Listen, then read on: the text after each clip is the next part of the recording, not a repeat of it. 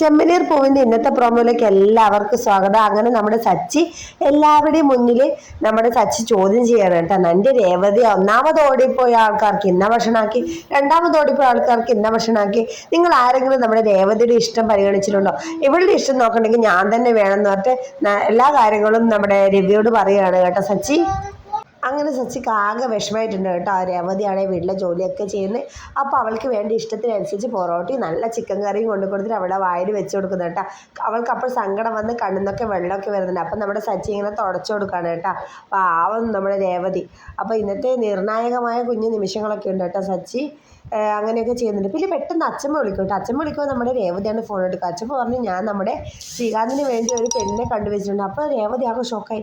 ശ്രീകാന്തിൻ്റെ വിവാഹം കഴിഞ്ഞതാണല്ലോ, അത് ആ മുത്തശ്ശിയോട് പറയാതിരിക്കാനും വയ്യ. അങ്ങനെ നമ്മൾ രേവതി പറഞ്ഞു ശ്രീകാന്തിൻ്റെ വിവാഹം കഴിഞ്ഞു മുത്തശ്ശിന്ന്.